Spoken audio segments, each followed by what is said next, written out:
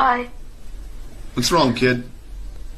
I'm tired of hearing about Ukraine. Oh yeah? What's about to happen again?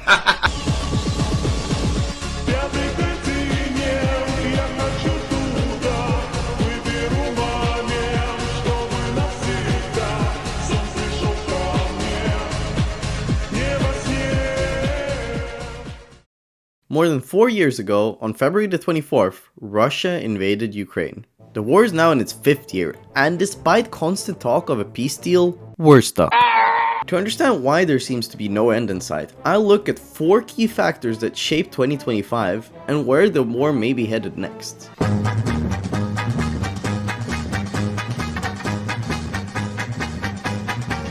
Both sides conducted several operations against each other, with Russia mainly focusing on gaining ground while Ukraine was mainly focusing on hybrid warfare. 2025 was arguably Russia's strongest year on the front since the end of 2022. And from a purely number standpoint, Russia took 5,559 square kilometers of land in 2025, which is about 2,000 square kilometers more than they had gained in the last year. And this wasn't just empty fields. Well, mostly fields. In 2025, Russia took the towns Kurakhove, Velika Novosilka, Siversk, Pokrovsk, Mirnohrad, Hulaypole, Rodinske, and Vovchansk. Also Sudzha and Kursk Oblast if you count that. Although Russia captured roughly the same amount of towns in 2024, most of its gains were around Donetsk city, giving the separatist capital some breathing room. 2025 was different. After nearly 6 months of fighting around Pokrovsk, Russia gained access to one of the largest logistical hubs on the edge of the Donetsk region by capturing Pokrovsk city and several smaller towns around it. Pokrovsk may serve as a stepping stone to envelop the rest of the oblast later this year or by next year, with the clear direction being northeast. At the same time, after thousands of casualties on both sides, it is clear that the Russian army group around Pokrovsk has paused its advance to consolidate and recover its forces before moving forward again. Moving on to the southwestern part of the front, the very sudden capture of Hulaypole was something most thought would take longer. Videos showed Russian soldiers simply strolling into the command post. This came as a shock, as the settlement was considered to be one of the best fortified towns since the conflict began. The issue was that the fortifications had been built facing the south, but Russia simply walked in from the east. The entire advance in the southern region has been very systematic, beginning with the capture of Vuhledar, then Velika Novosilka, and finally Hulaypole. Despite the pause in their operations, Russian forces are likely to continue their advance towards Orikhiv and Novomikhalovka first, as both towns act as fortified logistical hubs. If they manage to capture these towns by this summer, Zaporizhia city itself may be at risk of a siege by the end of the year. However, Ukraine did not sit idle last year either. Despite being on the retreat for most of the year, Ukraine managed to conduct several hybrid operations against Russia, the most notable of which was Operation Spiderweb. According to several reports, 41 planes were allegedly hit and damaged, with estimated losses exceeding up to $2 billion. Crazy part about this was that only 117 drones were used, and that was enough to wake up the Russian high command. All strategic aircraft were quickly moved further east. The fact that Ukraine also used regular civilian semi-trucks for this operation heightened tensions even more, with Russian authorities setting up checkpoints and conducting truck inspections, causing major traffic jams across the country. Couldn't they just have prevented this by building hangars? Well, your guess is as good as mine. Furthermore, Ukraine has mastered the art of car bombings, with at least 2 high-profile car bomb incidents taking place inside Russia last year. Generals Yaroslav Moskalik and Fanil Savarov, who were both overseeing training and operations in Ukraine and participated in several peace talks, both died while attempting to start their car. Could this not have been prevented by just giving them bodyguards and checking their surroundings better? And these incidents are not the first time this has happened either. Since 2022, at least 9 high-profile people have been killed in bomb attacks, with little visible response from Russia to stop such assassinations. Ukraine also targeted several refineries and oil facilities deep inside Russia, but more on that later. Right now, Ukraine is launching small counterattacks in Zaporizhia. These operations are limited in scale and appear to take advantage of weak or poorly prepared Russian positions. But they are nothing like the major counteroffensives of 2022 or 2023. Most likely, Ukraine is trying to relieve pressure on the 17th Ukraine Corps in Orikhiv before its supply lines are cut. So far overall, Russia still holds a slight advantage on the front, and they are still advancing in most other parts. They're also likely to resume their advance in Zaporizhia in the spring. However, the biggest issue right now for both sides is the relatively small amount of soldiers actually engaged at the point of contact, because drones are now dominating the battlefield. For example, Siversk was only taken by 84 men, while Mirnograd was held for several months by less than 1,000 troops. This means that large number of troops are no longer always needed to either attack or defend, meaning that either side can stretch out their losses for a much longer period of time than we thought.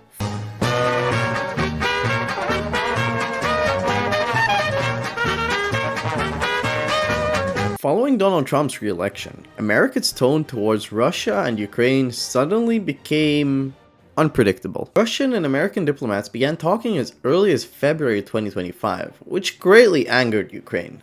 This boiled over on February the 28th, when Zelensky and Trump met for the first time, ending in a shouting match in the Oval Office. Before this point, Ukraine had pursued a policy of essentially no negotiations, only concessions from Russia.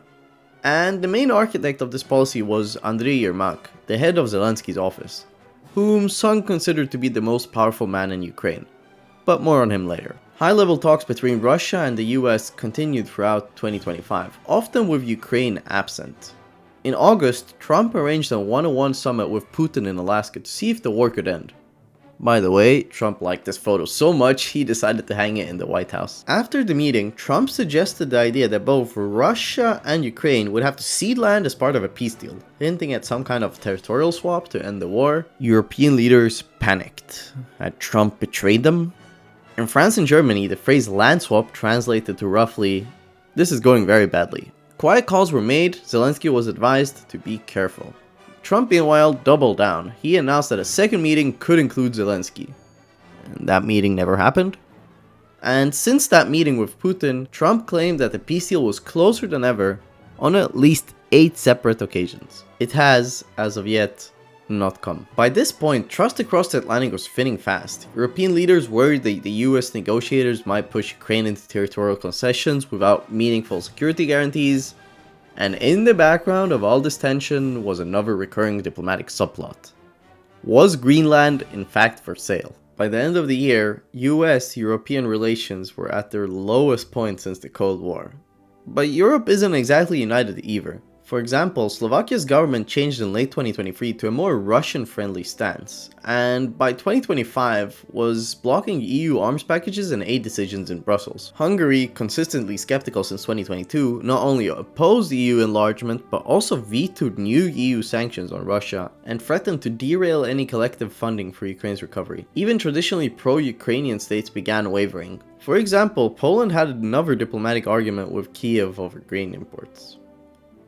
However, the EU had another ace up its sleeve.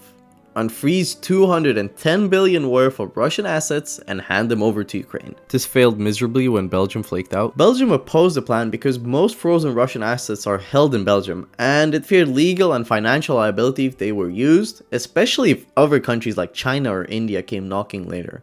By early 2026, Ukraine was diplomatically present, but institutionally stalled. It continued participating in EU meetings and received strong backing in public, but was clearly told that they would not be able to join the EU in the near future. You are on this council, but we do not grant you the rank of master. What? How can you do this? This is outrageous. But hey, the EU did at least agree on a provisional political agreement to phase out all Russian national gas imports immediately by September 2027. This might even get cancelled altogether because of the ongoing conflict in the Middle East, but who knows? Oh no, but what will Russia do with all of that leftover gas? Давай, в столбик прям. Бля, буду в столб, но ясен хуй. О, бля! Все, пизда.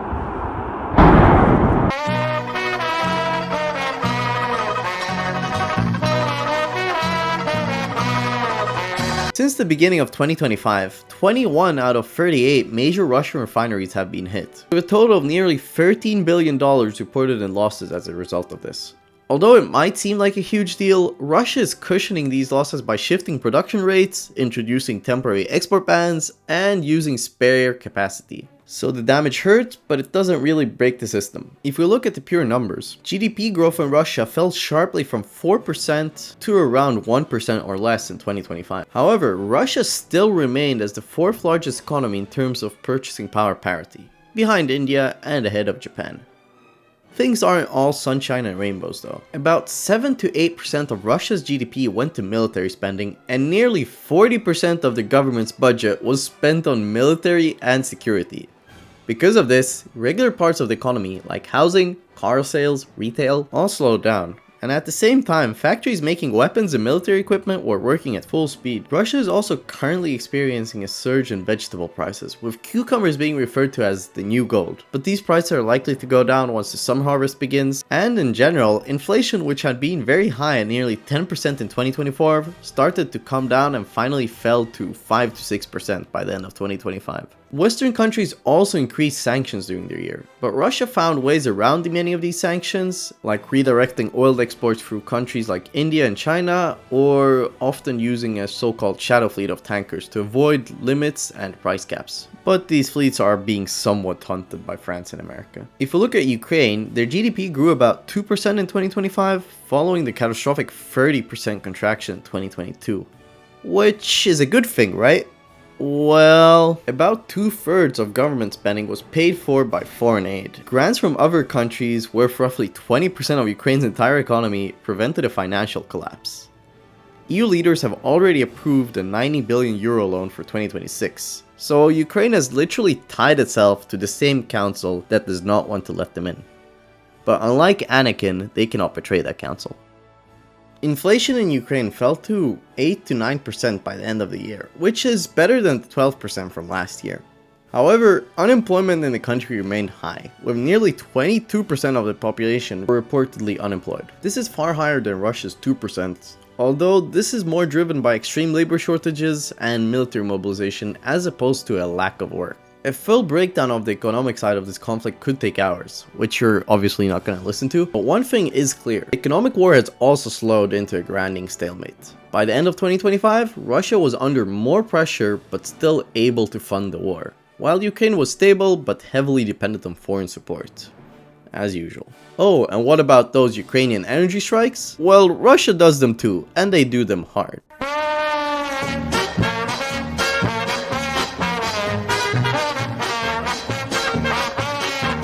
It's mid-2025, and Russian generals have just received a weather forecast for the upcoming winter. It's going to be very cold. Desperate for a way to break the Ukrainians, Russia begins ramping up a renewed bombing campaign against Ukrainian energy infrastructure ahead of the winter, aiming to weaponize the cold.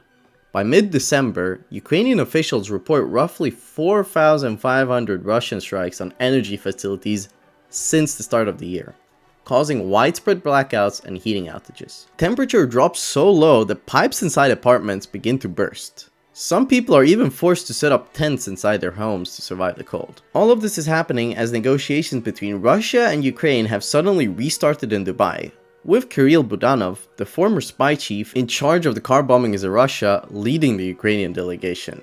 And from the Russian side, Admiral Igor Kostyukov, who's the current Russian spy chief, leading their delegation. This must have been awkward. Even though most of the world expected some sort of emotional confrontation, both sides ended up grabbing lunch together, with some journalists even reporting that it felt like they were old friends. But let us wind back the clock to October. The US, furious that none of the sides are willing to compromise, draws up a 28-point plan to end the war. The plan calls for an immediate ceasefire and a freeze along the entire front line in exchange for sanctions relief for Russia and security guarantees for Ukraine. It is not well received by anyone. With Russia already under immense economic pressure, the US sees Andriy Yermak, Zelensky's close friend and second most powerful person in Ukraine, as the last major obstacle to any negotiations. And suddenly, Yermak is gone. On the 28th of November, the NABU, or Ukraine's anti-corruption agency, which has close ties to the FBI and US Department of Justice, conducted a raid on Yermak's house, with revelations that funds intended for repairing Ukraine's war-damaged energy infrastructure had been shipped off abroad while people are freezing their ass off. Yermak resigned on the same day.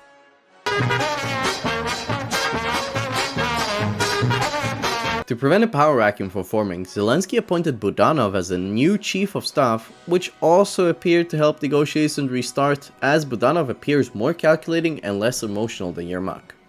Okay, back to wintertime. On January the 7th, Russian drones struck the thermal plants in Dnipro, knocking out electricity across the city. More than 800,000 residents were left without power. 2 days later, a barrage of cruise missiles and drones targeted Kiev and the surrounding oblast. 3 of the capital's thermal power plants were hit, and the mayor of Kiev declares it an emergency of historic scale, urging residents to temporarily evacuate if they have alternatives, warning that the city might not be able to guarantee basic heat and water if the strikes continue. When confronted with the issue by journalists, President Zelensky criticizes Kiev's mayor for how he's handling the crisis and says that far too little has been done in the capital. The mayor of Kiev fires back, saying that the central government has poor coordination and reveals that Zelensky has not met him face to face since the war began. This political divide plays right into Russia's hands, and by January the 21st, over 600,000 residents have fled the capital. So now what?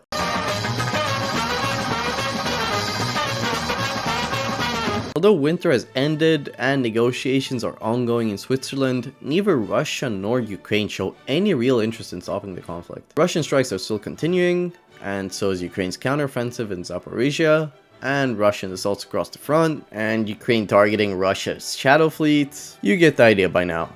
Zelensky says that the United States proposed creating a free economic zone, which he's willing to consider, but the territory must remain Ukrainian. While the Russian foreign minister responds by saying that Russia will finish the so-called liberation of the Donbass and Novorossiya, introduce language rights, and make sure that Ukraine can no longer threaten Moscow. The war has become a game of cat and mouse. Only problem is, both sides think they're the cat.